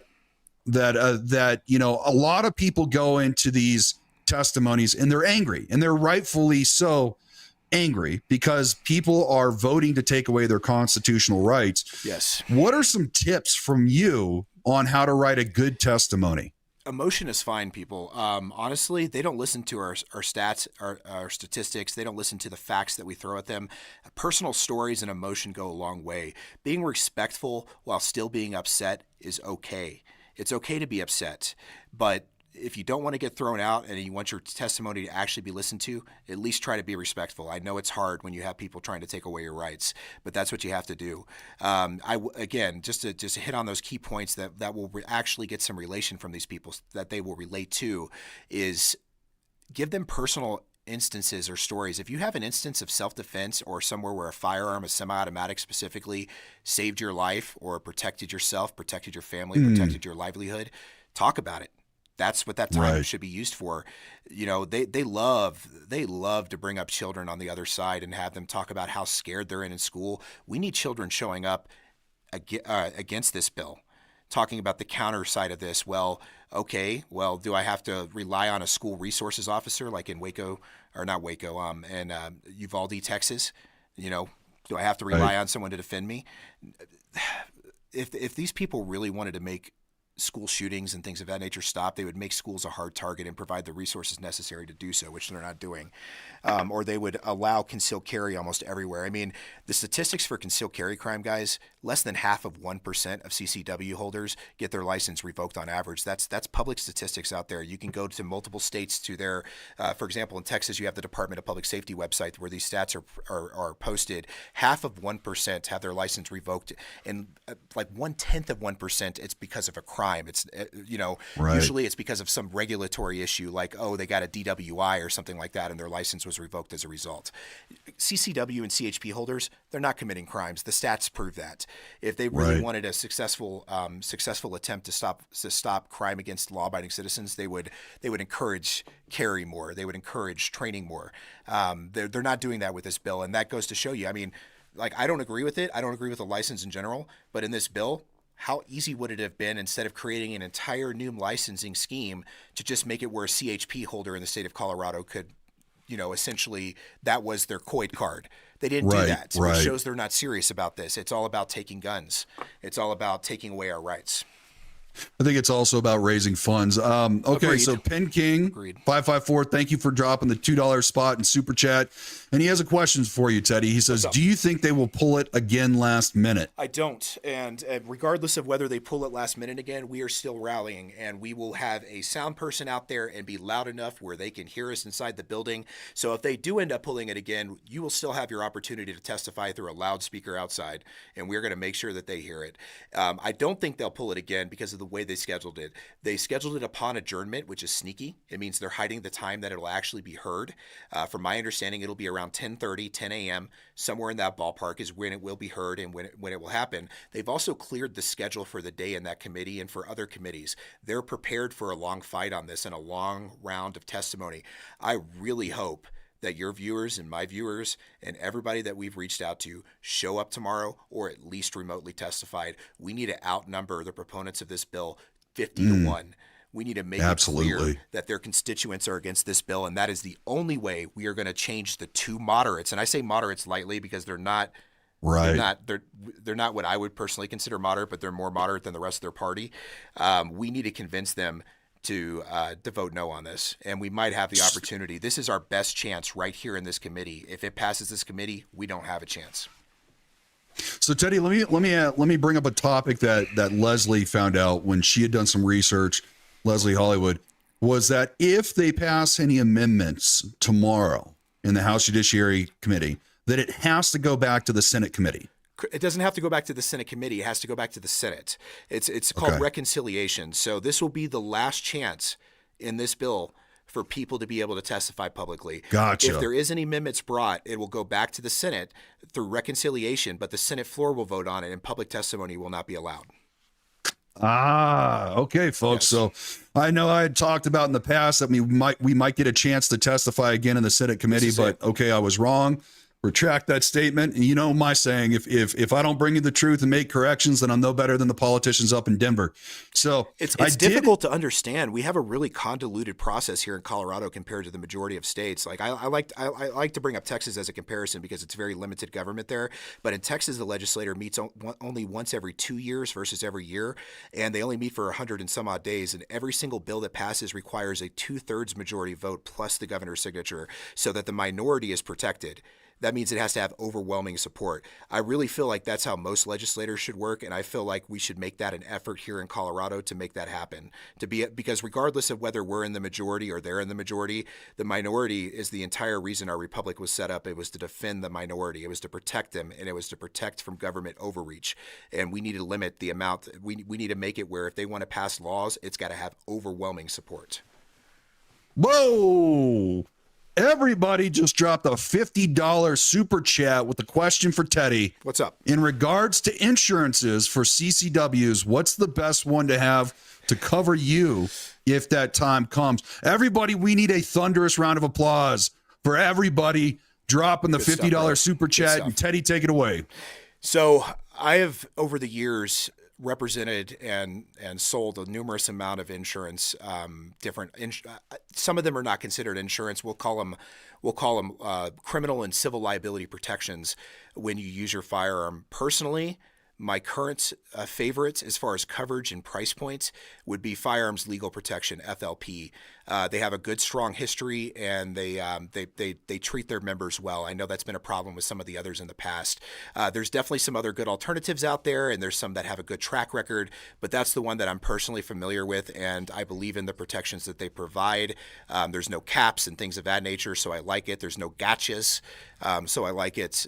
So that's who I'm currently recommending is going to be FLP. All right. Okay. That's straight to the point and very honest and very upfront. Thank you, Teddy, for that. Yes, sir. I really appreciate the fact that you have so much candor when I have discussions with you. And anybody that I've seen have a discussion with you, you have this type of conversation with them. You're very knowledgeable, and I appreciate that. Ted Fisher. Thank you, brother. Round of applause for Ted Fisher. Woo! Awesome. Let's get a round of applause for Ted Fisher. We giving some love over to Spartan Defense. Thank you, Ted. One of my 12 viewers out of my 500,000 subscribers that has actually been pushed to my channel is watching. I appreciate that, Ted. Thank you, sir. Means a So, lot. I mean, let's have a serious talk then. As two content creators that are out here not to make money, but to actually get the message out, Sure, and get create centralized platforms for folks so they can get the information, have the easy button set up, and be able to find like a centralized Zach hub. Attack, another $20. Thanks, Zach. Sorry, man. Didn't mean to cut you off. Thanks, guys. No problem. I'm applauding for you over here, man. Absolutely. Appreciate you guys. That means Keep a lot. supporting Spartan Defense, folks. Teddy's doing Support great Big Timber. things. Timber's doing big things too, man. Nick, I I'm glad to appreciate have everybody. you in this fight with us, man. I really am. So, I mean, you mentioned X, right? Yes. Do you think that we could create how about you and I and other, let's say, 2A content creators here in Colorado create like an X platform that people could subscribe to? Absolutely. You know, that was our intent with the second Syndicate. It wasn't just to have one podcast, but to make it essentially the daily wire for 2A content with multiple influencers involved. I'd be more than happy to work on you with you in some type of collaboration for this. I think it's a great idea. Well, and then what I could do is I could literally just like throw a thumbnail to you and say, hey, I'm going live at this time. Or when I go live, Absolutely. email the link and then you could push it out. Oh, Richard Miller, let's get a round of applause for the $10 super chat. He dropped it and walked away like a cool guy walking away from an explosion Drop without that blinking. mic, Richard. Good stuff, man. We appreciate Thank you, brother. Richard. I appreciate it. Because I think, you know, as we saw today when I went to your channel, which I recently subscribed and turned on all notifications, I was unsubscribed from your channel. It's and weird, so, right? I mean, like I said, I think we're at 431,000 subscribers. That's insane. When I put a live how many out, viewers do you have right now? Dude, it's low. We're at 11 watching right now. It's wow. really we've noticed that our content, like we put out some really good content, a lot of comedic content, but also some really good long forms. It's really tough to gain traction as of late with YouTube, even when you have that amount of subscribers. Right. And again, I think it comes down to the notification setting. It's very important that you subscribe to all notifications in order to get the but I think what we're talking about doing with your second Syndicate or my Colorado 2A network, whatever we can get going, if we can have like a centralized hub where people can subscribe to a platform that will not remove their notifications, that will not remove their subscription. Or we don't have stupid restrictions. For example, you know, I'll mention it. We have a really stupid restriction with YouTube. You'll notice behind me, compared to my last podcast and stuff that I've done, I don't have any firearms back there. Why do you think that is? Well, because they demonetized. Right. Let me pull up the full screen for people. Yeah, they demonetized. They demonetized our videos because we had firearms in the background on the live. They've limited our monetization of the reviews we've done, even though we're doing reviews on firearms and things of that nature. As a result, it's very, very low for the amount of views that we're receiving. I mean, God, when we're doing 18 to 24 million views a month, we should be heavily monetized, and it's not. Yeah. So, I mean, you know, I think YouTube is one of the best streaming platforms beside, let's say, like Twitch. Yeah. But Twitch will censor us even more with the content that we're even discussing. Correct. I mean, YouTube does have regulations in place, but they still allow us to talk. Right. They don't shut down our videos and do stupid stuff like we see on Meta and like we see on Twitch and things of that nature. Right. But it's unfortunate that we have to walk on eggshells. We shouldn't have to. We should have a First Amendment right to say whatever the heck we want as long as it doesn't harm other people. And what I mean by harm is I mean physical harm. I don't believe in hate speech. Hate speech is free speech in my opinion, whether I agree with it or not. But yeah, no, it's sad to see this type of censorship of this 2A community. Absolutely. And one of the things that I was going to say is, you know, I have a viewer that's got his own social media presence, and, you know, he's reached out to me before and he's like, hey, dude, I have to check your channel every half hour to an hour in the late afternoons and evenings to see if you're actually streaming. Yeah, so I'm subscribed to you, and I'm set up for all notifications. And when we went live today, I literally have my phone in front of me. And people notice that when I'm on the podcast that I have my phone in front of me. I might be texting. That's because I'm responding to people in the chat and I'm taking questions. But I did not receive a notification that you were live, even though I know for a fact that I have subscribed and that I rang the bell and for all notifications for you. Ryder Does said, I'm signed up for tomorrow. See y'all there. Hey, I need to take medicine when I'm there. How do I go about doing that? Bring it if it's with insulin getting into or, the building with it. absolutely. If it's insulin, if it's a syringe, one of my good friends, last year during the AWB hearings, had to take his insulin twice because we were there so long. He just did it right there in the chamber. I mean, bring your stuff with you, man. Your medicine's your medicine. They can't keep you from bringing that. Right. Okay. Before we get into the, so I've gotten 3 testimonies for us to review. Before we do that, I want to just kind of go over some chat questions. So Big Timber Lodge, let's identify other vulnerable senators best worth our direct effort. We only need to flip 2 and it won't pass Senate. Do you have any senators off the top of your head that you're willing to talk about that we could potentially target? Or is that something you want to hold to your chest? House reps in this situation, Clifford is one of them. Now, he has stabbed us in the back before, so I don't trust Clifford. But he is a hopeful in that situation. And golly, I'm forgetting the other name. I will get that information and I will provide it to you. I have to look it up. Let me take a second and do that real quick. I've dealt with so many House reps and senators at this point. I'm starting. All right. So while you do that, I'm going to just kind of toss out my idea of us creating either a unified Instagram location or an X location or Facebook location. Because that way, if we're live streaming, it doesn't matter if it's you, doesn't matter if it's me, doesn't matter if it's Ava or Melissa from Dragon Man. We could post it there and go to a location where our viewers will get the notification. And that way, even if YouTube turns off notifications or unsubscribe to you, you will still be made aware that, hey, Big Timber Lodge is streaming. Hey, Spartan Defense is streaming. I think that that's a good way to do this. While you look at that, okay, Everybody Hates Cows donated $5 through Super Chat saying, I don't want to sound pessimistic, but if this does pass, when will the panic buying start? I need to get my girlfriend what to do. The panic buying has already begun. We haven't seen days like this. I will say this. Thank you, Tom Sullivan. You're a salesman of the year.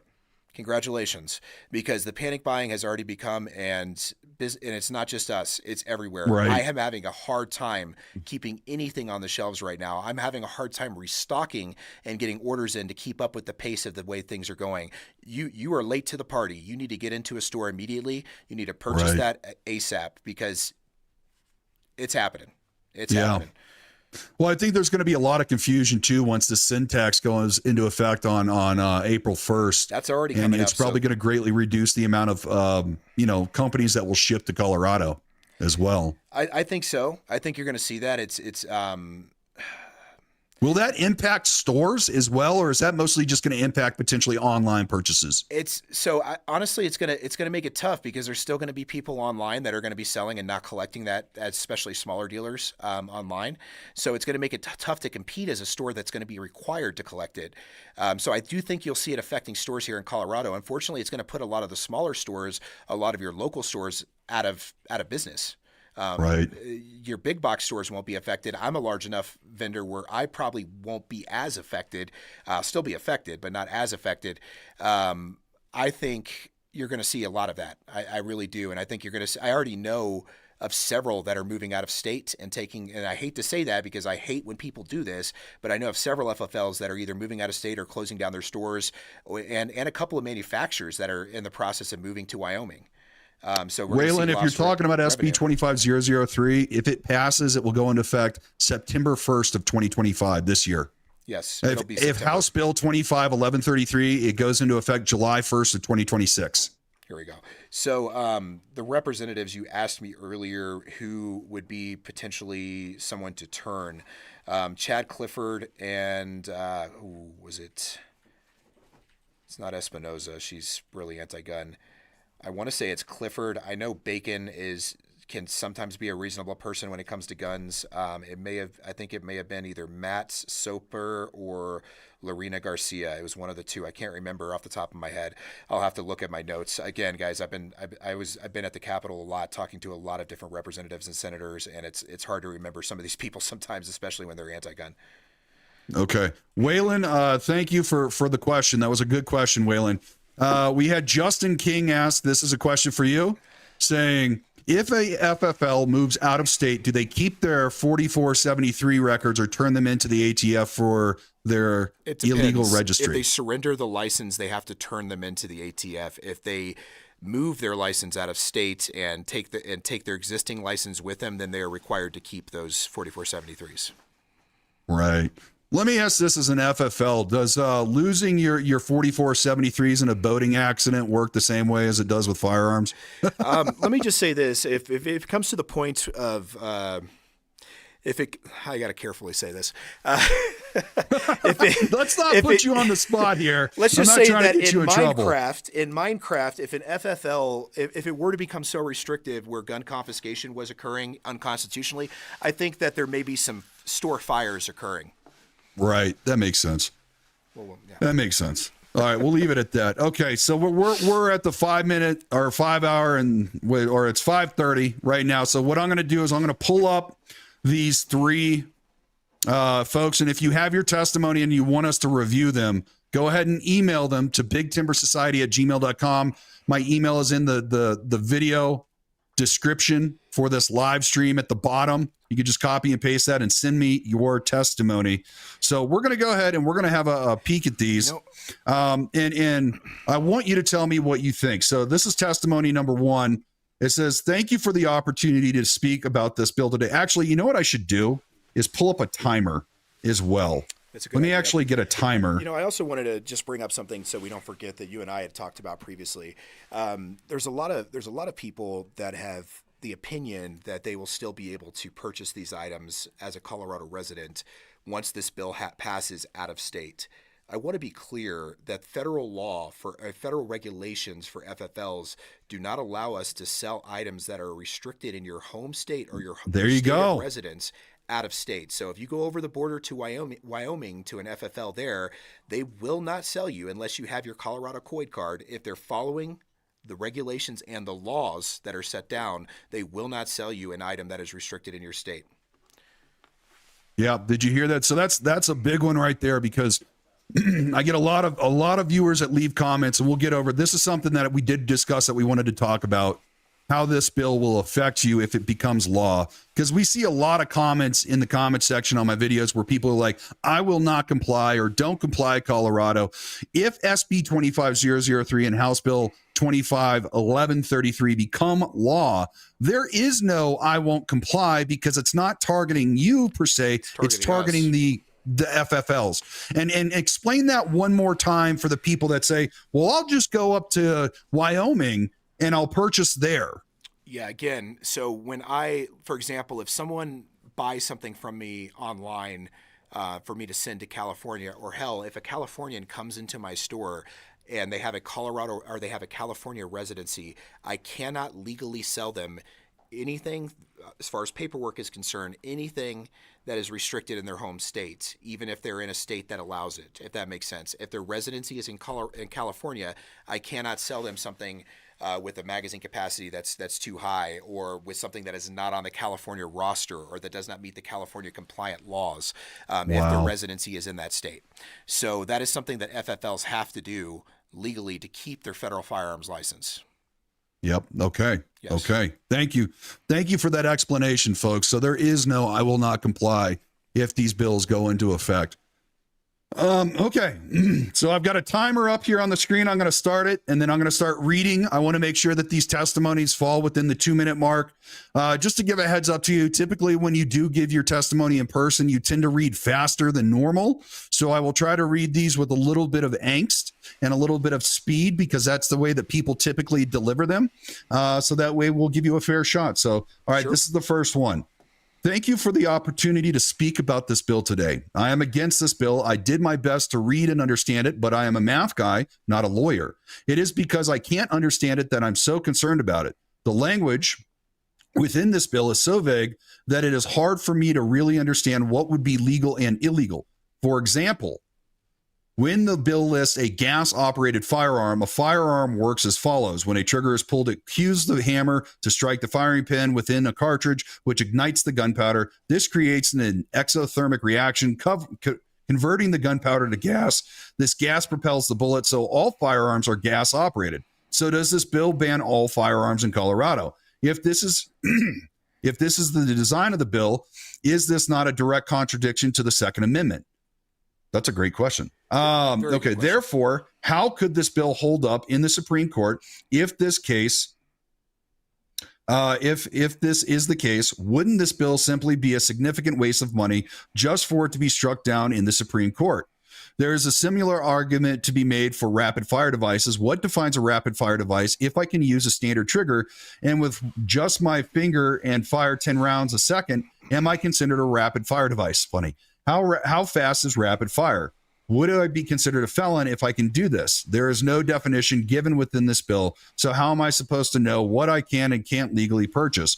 I've gone through this bill and tried my best to understand it. I have a degree in applied mathematics and I work in finance. I'm no dummy, but I can't sort out what this bill intends to do aside from trying to take away something from me, a citizen of Colorado. Moreover, if I have any of these firearms that would be considered illegal, what am I supposed to do with them now? I can't sell them based on the language of the bill. I can't give them to anyone. I know I can't pass them down to certain family members. The bill is also not clear on which family members can receive these firearms as gifts. So please tell me what I'm supposed to do with these tools. This bill is so terribly written and poorly thought out. Why is the state working on this? Are there not more important things our state needs to focus on? What about the monopolies that have taken over one of Colorado's best recreations, skiing and snowboarding? What about our growing homeless population? What about the drastic cost of living increases we are experiencing? Why is the government of Colorado not working to help citizens of the state and simply focusing on taking rights away? Why is this a priority right now?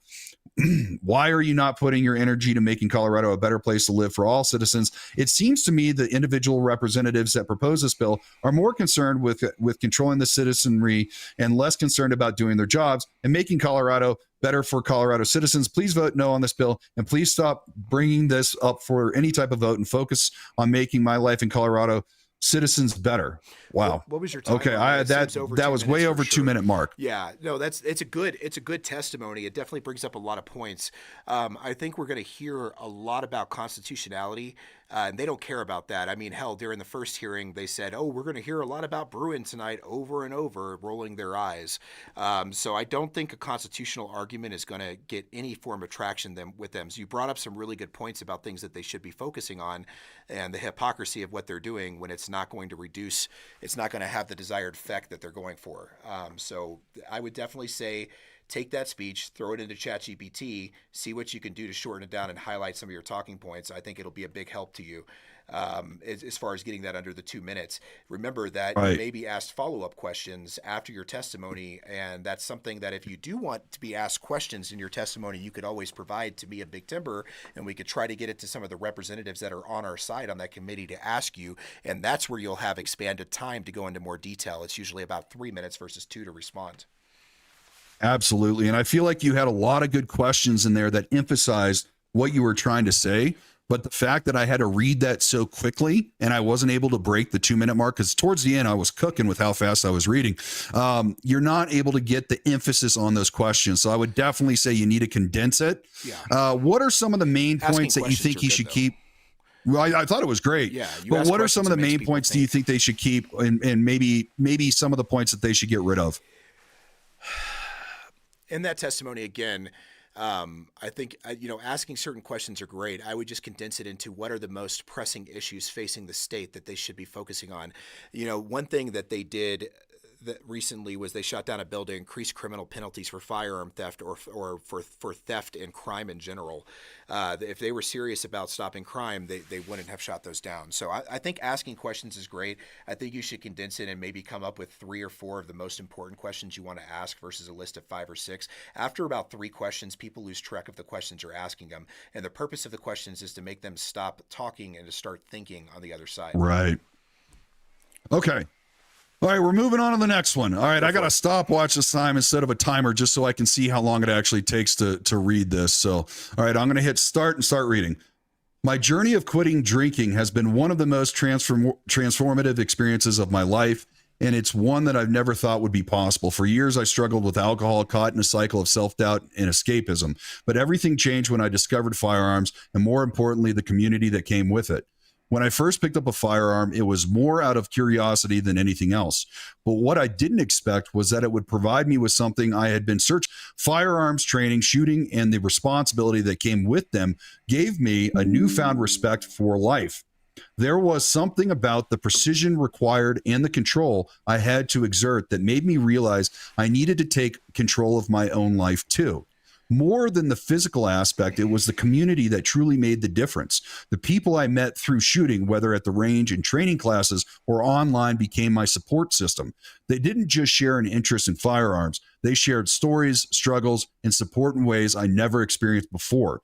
They were people who believed in personal growth and accountability, and they became my anchors when I felt like I was slipping.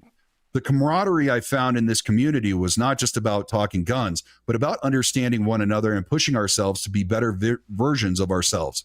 Through the encouragement and the discipline I was learning in my training, I began to shift my mindset. I realized that if I could handle the responsibility of a firearm, something so powerful and dangerous, I could handle the responsibility of my own life and choices.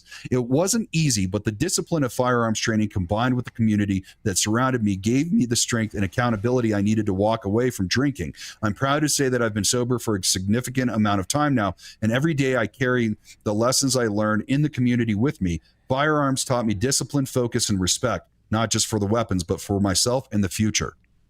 All right. 1 minute, 51 seconds. So right there, that was a good amount of time. I think that was a really good testimony. I have a suggestion, but go ahead, Teddy. Yeah, so my suggestion would be is you're not going to get these people to like the 2A community or the people that are in the 2A community. I would focus more on how firearms empowered you to be able to protect yourself, defend yourself, things of that nature. That would be my highlights from that. Yeah. Another thing that I would suggest too is from my live stream with Kellen is he said personal stories are great because it gives it a sense of individualism when you're talking to them. And there's going to be hundreds of people that are testifying about Second Amendment and the Bruin decision, the Heller decision, Article 2, Section 13 of the Colorado Constitution. And using a personal story is always good. But one of the things Kellen said was tie your personal story into how you will be affected by SB 25003 being passed into law. This, to me, was a very inspirational story, and congratulations on quitting drinking and taking control of your life. But how will your life be affected by SB 25003 becoming law? That's what I would say you need to do, is actually incorporate that portion into this testimony, because I didn't see that there. Would you agree, Teddy? I agree. Yes, 100%. Okay. All right. Thank you very much. Okay. We got another one right here. Okay. Close this one. Don't save. All right. So let me get my timer up and ready to go. Pen King 554 just dropped another $5 super chat saying, not Colorado, Arkansas public school student will soon be required to take gun safety courses past the Senate. Wow, in Arkansas, that's awesome. No, they need to bring gun safety back to schools. Like there's no doubt about it. Like gun safety needs to be brought back to schools. Yeah, this is something that I talk about a lot. We are losing the culture war on firearms, and we are not preparing our youth to be the next generation after us for the 2A community. We need to do better at that. As a gun shop, I am going to get more involved with other firearm stores for the CFFLA and maybe the CSSA to be able to bring more youth shooting programs and firearm safety programs around the country to kids, because the way that the left is going about it right now is they want its citizenry completely ignorant to safety on firearms or firearms in general, because knowledge is power. And when you take away, when you educate, you take away ignorance and you take away fear. And they don't want that. That's why you've seen all these safety programs be stripped from schools that we used to have. I mean, hell, I was on my shooting team in school when I was a junior and senior in high school. We used to have that. You don't see that anymore. I'm not that old, but I was in an JROTC program, so luckily we had access to it through that. Right. I know the school that I graduated high school from, and the school that my brother and sister graduated high school from was in South Pittsburgh, Upper St. Clair, Pennsylvania. And they actually had a 22 long rifle shooting range in the school, and the shooting team practiced in the school. Correct. We actually had an air rifle team. So we did have a shooting range though that we could utilize, and it was actually a shooting range that 22s could be shot at on as well. We just didn't have the funding for an actual 22 rifle team, so we used air rifles. But so before we get into this next testimony, just reading the first line, one of the things that you might be caught off guard with if you're testifying for the first time is you have to introduce yourself and state whether or not you're representing yourself or an organization. Is that correct, Teddy? Correct. Yeah. You whether you're representing yourself or organization, I always choose myself. They don't really hold you to that, so I think it's better to choose that you're representing yourself. Right. When I gave my Senate committee testimony, I'm like, hi, I'm Nicholas Rogers representing myself and my brand, Big Timber Lodge, and all Coloradans that are pro 2A. And then you go into your testimony. So just be aware that you do have to give a little bit of an introduction. It might eat up about 5 seconds of your time. But besides that, you should be good to go with that 2-minute mark. All right. So I'm going to go ahead and start this one up. Hello, thank you for allowing me here. My name is Eric Wart. I live in Aurora and I represent myself and my family. I came into the pro Second Amendment community about 20 years ago. I was held up at gunpoint on Colfax and Sable. It was at that point I realized that my self-defense is in my own hands. I am against this bill. I live near Mississippi and 225 in Aurora, outside of the fence. Outside, if the fence to my community has a bunch of people that engage in some activities that could turn violent. My firearms are I protect myself, my wife and my dog. I drive a truck and work over 50 hours a week. The permit to purchase in 16 hours of classes will put an undue burden upon me to acquire a firearm. My job takes me to Salt Lake City every Wednesday, and I return on Friday. I would have to take time off of work to take the classes and request the permission of the sheriff to get a license to purchase. The sheriff reserves the right to deny based on whatever they decide. Will the state look to the sheriff department to find out why they are not issuing permits to purchase? I doubt it. Will the state allow me to charge back my hourly rate to take the classes? I doubt that as well. This bill puts an undue time and cost burden on all hardworking and taxpaying Colorado citizens. Thank you. Again, on this one, it's good. It definitely needs to be shortened down a little bit, but at the same time, we need to look at what they care about. The whole reason they're doing this bill is they know it creates an undue burden on you. That's what they want to do. What we need to do is we need to attack it. We need to attack this bill in ways that will relate to them. So, right. Personal stories and things of that nature, it makes it very, during the first Senate hearing for this bill 003, at the end of the day, we were hoping for one senator to vote no on this. That's all we needed was one, and it was Matt Ball. Matt Ball, a political appointee in Denver who's a former Army Ranger, special operations guy. And he voted yes for it at the end of the day due to party pressure. And I'm pretty sure he regretted voting yes for this, but he had to because he was a political appointee. But the reasoning he gave were the school kids that showed up talking about how scared they were. Facts aside, statistics aside, about how scared they were to go to school. We have to counter that narrative. So emotions matter. Democrats, they argue, left, I got to be careful. I don't want to say Democrats. I want to say anti-gunners. They argue based upon emotions, not facts. Facts, they don't listen to. They listen to emotions. They listen to personal stories. They listen to people. So I actually have a viewer that I'm in correspondence. Well, I have multiple viewers that I'm in correspondence with that actually fall on the left side of the political aisle. 2A rights are apolitical. They do not belong just to conservatives. I agree. And there are a lot of Democrats out there that are very pissed off about these gun control bills because they actually do value their Second Amendment right, as well as their First, Fourth, and Fifth Amendment. Eric, I've got some suggestions for you. I would definitely, I think it's not 16 hours. It's a 12-hour course. Am I correct on that? It's 12 hours? Or is it 16? I thought it was 12 hours for the. So it's I'll clarify here. It's a double requirement. So you have to do one of two. There's a couple different ways about this. There is a 4-hour either basic pistol course that you had to have taken in the last 2 years, if I remember correct, or a CPW provided hunter's education that you had to take in the last 2 years. And on top of that, an additional requirement of a 12-hour course over 2 days. So in total, you have 3 days of training if you haven't had that basic pistol within the last 2 years, if that makes sense. Good Lord. Yeah. All right. So just make sure that's on there. Also to Eric from the Word on the Street, from the video that I just posted with Ian Escalante, they're actually going to be taking away the sheriff's ability to determine whether or not you should have the COID card. And instead, they're going to be giving it to CPW. That's going to be an amendment that is brought up at the hearing tomorrow. So at the Judiciary Committee hearing.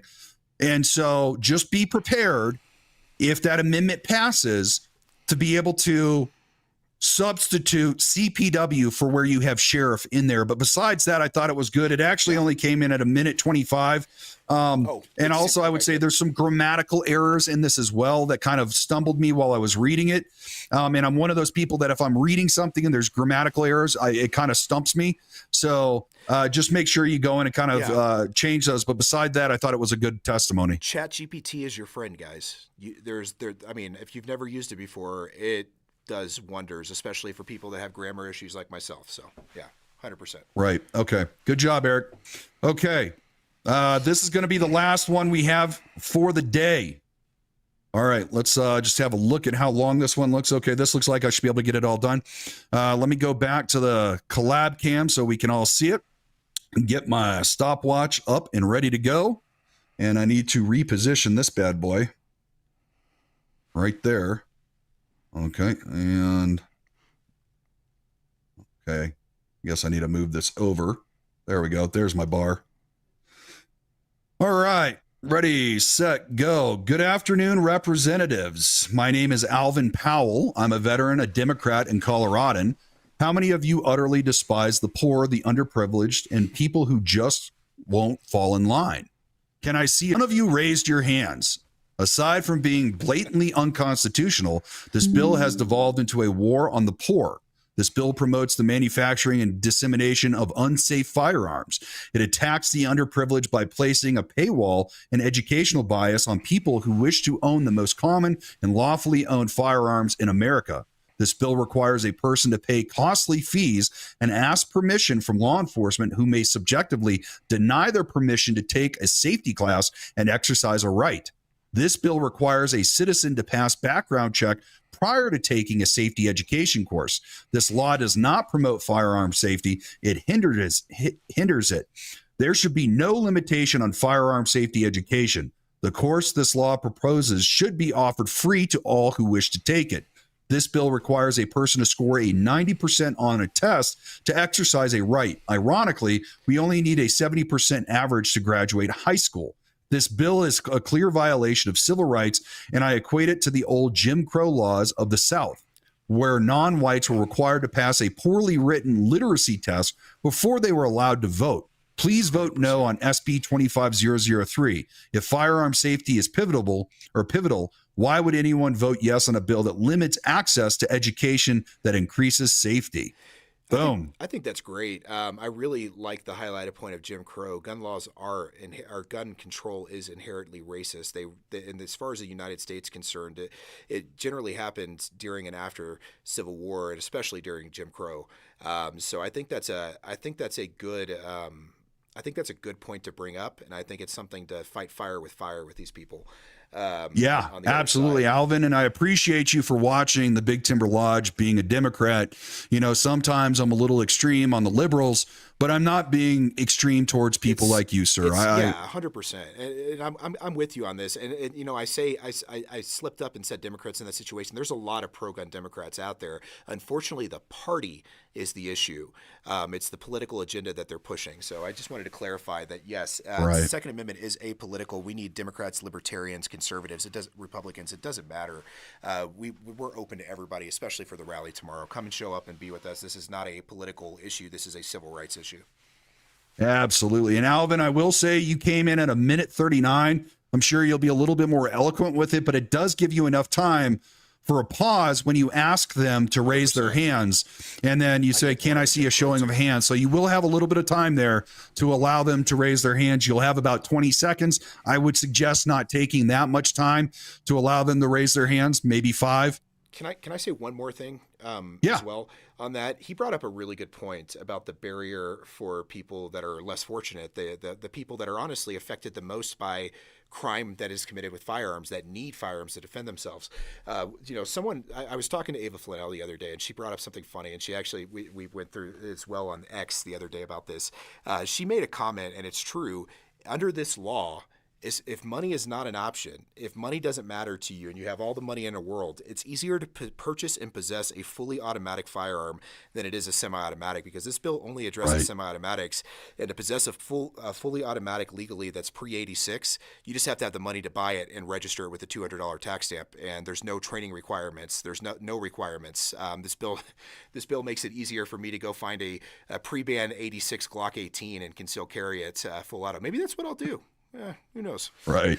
All right, Teddy. Well, we are coming up on the close. Absolutely. And what I want to do is I'm going to give you the full screen, and I want you to share with us what you have going on, where people can support you, organizations they should be supporting, and what they should be doing, and just whatever the hell you want to share with us. Absolutely. So we have the website, thesecondsyndicate.com, and the second is spelled 2ND. So the Second Syndicate, SYNDI. I'm spelling out loud, CATE. Yeah, I'm dyslexic, guys. Bear with me. So easier to write for me than that. But regardless of that, we also have our Facebook. We have our Twitter. I have my personal Twitter or X that was recently made for me. It's Colorado 2A King is my personal Twitter or X handle. We also have Spartan Defense Armory, and then our website as well, which would be the .com of Spartan Defense. So yeah, just check us out. Follow us online, guys. Come into the store if you're local in Colorado Springs, or if you're visiting. We'd love to have you, regardless of whether you support us or not. Support your local store. Go out and support those people, especially if they're fighting for you, especially if they're showing up to the cause. And yeah, guys, I mean, other than that, the CFFLA, cffla.org, and there's a Give, Send, Go for the CFFLA. If you want to donate money as of now, that's who I recommend you send it to. The organization needs money to be able to lobby and fight for 2A rights here in Colorado. All right, Teddy, and with the close, going to do kind of our own version of a grand thumb thing. Please give us your best Colorado dad advice. Colorado dad advice. Golly, okay. Wasn't expecting that one. Let me think here. I mean, do you want a dad saying? Sure. Okay. Whatever you want to give. I mean, have you ever, Nick? Have you ever seen a turtle up on a fence post? No. Well, if you have, it didn't get there by itself. That's a dadism. There you go. There you go. So help each other. That's all. That's what that means. Is go out and help each other.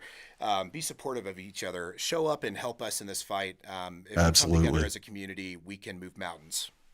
All right, Teddy. Well, God bless you, man. I hope you have a wonderful evening, and I will see you soon. All right, boss? Absolutely, brother. See you here. Right. Those of you who don't know, at 6 o'clock, RMGO at my store. We'll be streaming live on Nick's channel, Big Timber, and it's open to the public. So if you want to come in and ask questions, come on in, and we'll be answering questions that are live on our YouTubes as well. Okay. Right. And if you want to meet Big Timber right now, I'm going to be heading up to Spartan Defense to go actually cover the Rocky Mountain gun owners 6:30. event that's going to be happening. 6:30. It's 6:30. Yeah, I gotta drive up there. So, yeah. And also, too, I guess if you come to the Big Timber Lodge barbecue, you are more than welcome to come to the barbecue.